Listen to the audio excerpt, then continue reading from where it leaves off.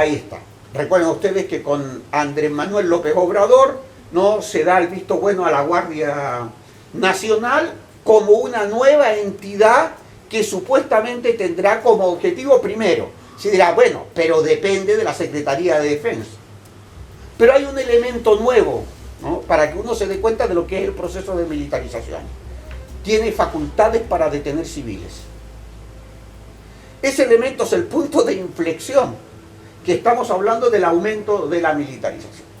Bien, para poner simplemente, no voy a dar todo el currículum del general Luis Ramírez Bucio, que es, pero diremos dos hechos elementales, ¿no? Educado en la Escuela de las Américas, es decir, educado en el anticomunismo y en las guerras de baja intensidad, y desarrollado toda su acción técnica, militar y estratégica en Alemania.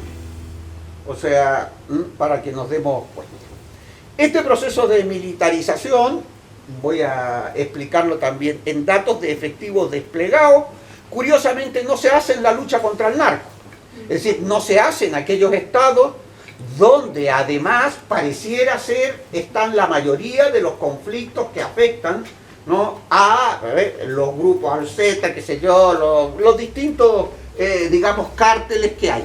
Que como ustedes saben, les voy a pasar el dato, que ya lo sabrán, quienes están controlando hoy el narco en Colombia son los narcomexicanos. Es decir, ahí hay un desplazamiento también del poder real por parte de quienes están controlando hoy, ¿no?, la dinámica. O sea, han desplazado a los cárteles de Medellín o Cali, que ya tienen muy poco poder en ese ámbito, más poder tienen los paramilitares y fundamentalmente las Fuerzas Armadas, pero sobre todo en una parte, bueno, en fin, paramilitares, ¿vale? Para entenderlo así. Fíjense, militares desplazados, voy a poner algunos ejemplos, no todos. Chiapas, 11.958, estos son datos de hace 2 meses. Militares desplazados, Chiapas, 11.958. Guerrero, 10.732. Oaxaca, 10.445. Durango, ¿no?, 4.000. Bueno, 4.053. Sonora, 6.401. Chihuahua, 7.279. Baja California, que no es poco, 5.550. Y Nuevo León, 4.535. Es decir, hay un elemento clave de decir, oiga, ustedes, ¿dónde están? ¿No? Es decir, están en la lucha contra insurgentes, están ustedes en la lucha contra los movimientos populares, y sobre todo porque es que esa es una zona, como lo mismo hemos dicho en el caso de Colombia, que es exquisita para empezar ese proyecto. Yo hablé de neoliberalismo militarizado, pero he hablado de la militarización. Ahora voy a hablar del neoliberalismo. Es decir, aquí tenemos un elemento del factor militarizado. Me falta otro factor que tiene que ver con esto para entrarnos al neoliberalismo.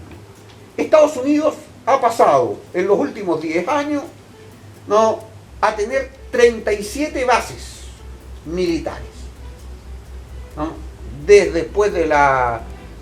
Bueno, vamos a poner fecha, incluye todos los que habían previos desde la Segunda Guerra Mundial, pero los últimos, para poner en términos fundamentalmente de finales lo que hay. Tenían 22 y ahora han pasado a 37, es decir, no hemos copado. Eso dentro del Plan Colombia y la Operación Mérida, ¿no?, que no tiene nada que ver también con las operaciones conjuntas que realizan entre ejércitos y fuerzas armadas de los países, por ejemplo, la que han realizado ahora, ¿no?, contra Venezuela, en una parte del Caribe o en otra parte, ¿no?, correspondiente entre Colombia y los Estados Unidos. ¿Qué significa, por tanto, articular determinado tipo de sujeto cuya dinámica es vamos a invadir a un país, ¿no? Entonces le ponen un nombre, Chichinca. ¿Cómo se invade Chichinca? Bien, tiene un presidente no sé qué, tiene fuerzas populares de 2 millones, y de repente uno dice, coño, pero si están invadiendo Venezuela, ¿no? Pero claro, es decir, eso implica una lógica entre las Fuerzas Armadas, entonces generan sus propios escenarios de guerra. Y esos escenarios de guerra lo que vienen a demostrar es, se lo están diciendo a Venezuela, ojo, cuidado, que estamos con esto, que estamos con los paramilitares, que estamos en esta dinámica y en esta otra. Por lo tanto, Panamá tiene 12 bases, Colombia 9, Perú 8, México 3, Honduras 3 y Paraguay 2. En el resto de países no hay base, pero es peor, porque controlan las Fuerzas Armadas a través de la DEA, es decir, las guerras de baja intensidad, lo cual significa una pérdida de soberanía de las Fuerzas Armadas a la hora de decidir la lucha contra el narcotráfico y la acción directa de las Fuerzas Armadas en el ámbito del espacio de la militarización. Bien, esto que tiene que ver también con romper el cerco y que además 6, 7 y 8 de septiembre, ¿no?, con lo que es la Asamblea Nacional del Congreso Nacional Indígena y el Consejo, ¿no?, Indígena de Gobierno y las redes de resistencia y rebeldía, explican por tanto ese concepto, ¿no?, de romper el cerco en la defensa también, ¿no?, de lo que significa esta nueva versión. ¿Cuál es el objetivo? Bien, me falta hablar del neoliberalismo, los megaproyectos. El neoliberalismo está ya en lo que podríamos llamar su tercera revolución. Neoliberalismo hizo la primera gran revolución transformando lo que se llamó básicamente la reforma del Estado. La reforma del Estado fue la transformación de aquellos factores que permitieran una redefinición entre lo público y lo privado, ¿no?, y una redefinición entre las formas de la sociedad civil y el régimen político, es decir, un cambio en el régimen político. Eso se llevó a cabo en todos los países. En uno, vía militar, como el caso de Chile, el caso de Argentina o el caso de Paraguay, y otro, pues vía el control del poder político con los gobiernos permanentes, que es lo que hizo México, ¿no?, a partir de 1982 con De la Madrid, que es cuando empieza ese primer neoliberalismo. ¿Qué es lo que significa conceptos de gobernabilidad, gobernanza, calidad de la democracia? Recuerden ustedes todos esos conceptos, ¿no?, que se empezaron a barajar a finales de la década de los 80 del siglo pasado, que llevó a ese concepto de la gobernabilidad, ¿no?, ese concepto, ¿no?, que hay que hacer gobernable. Para ser gobernable había que despolitizar y desideologizar. Por lo tanto, lo que fue un cambio. Por eso pasamos de Keynes, ¿no?, a Adam Smith, ¿no?, esos elementos de una transformación del régimen político donde el mercado asume la preponderancia en las decisiones políticas. Ese es el gran cambio.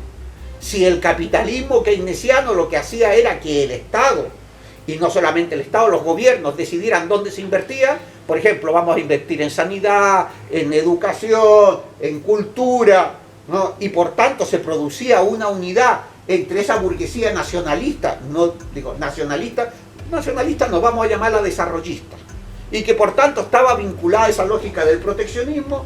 El golpe de Estado de Chile del 73, Mateo demostraba, dijo, no, capitalismo no puede funcionar así, se acabó. En América Latina no ha habido capitalismo, lo que ha habido mercantilismo y proteccionismo. El verdadero capitalismo es el que viene ahora, y eso se llama economía de mercado. Y por tanto necesitamos hacer una reforma del Estado. Eso significó un cambio en todas las constituciones de América Latina, salvo en 3 que fueron redefinidas de manera distinta, ¿no?, Venezuela, Bolivia y Ecuador, tomando en cuenta también Cuba, ¿vale?, que tenían no reformas constitucionales, sino procesos constituyentes, que es distinto, reformas constitucionales, ¿no?, que proyectos constituyentes. Por lo tanto, redefinían el pacto. Son los 4 países que lo hicieron. Por lo tanto, ese neoliberalismo, el primero ya lo hizo. Cambió la forma de gobierno, cambió la relación entre los ciudadanos, ¿no?, y el poder, con conceptos que nosotros los utilizamos. No maten al mensajero. Un concepto clave, el empoderamiento, concepto neoliberal nacido en el Departamento de Estado norteamericano. Vean ustedes y sigan. A mí no me lo digan, es como países en vías de desarrollo, el 0,7%, ¿no?, que es fundamentalmente de Rostov, las etapas del crecimiento económico, 2 puntos, un manifiesto no comunista. De ahí vienen esos conceptos. Se le pagó $1,5 millones de dólares en la administración Kennedy para formular las etapas del crecimiento económico, que es lo que nosotros hablamos de países en vías de desarrollo, países, eso está en ese documento, ¿no?, que después se hizo en todas las universidades y se estudió. Bien, por tanto, esa es la primera gran revolución. La segunda fue la expansión, que significó el cambio de las instituciones internacionales y el poder de las transnacionales, la pérdida del poder de los estados en los procesos de decisión en el ámbito económico. Las grandes transformaciones del Banco Mundial, del Fondo Monetario, de la OMC, de la Organización Mundial, ¿no?, que es lo que vendríamos a llamar, ¿no?, el plan de Washington, ¿no? O sea, todos esos reformas que vinieron a cambiar también los mecanismos de negociación para crear nuevos sujetos. Destrucción de la burguesía desarrollista, destrucción del Estado benefactor, despolitización, desideologización, y vamos por la tercera revolución, los megaproyectos, que es lo que estamos. Megaproyectos en México.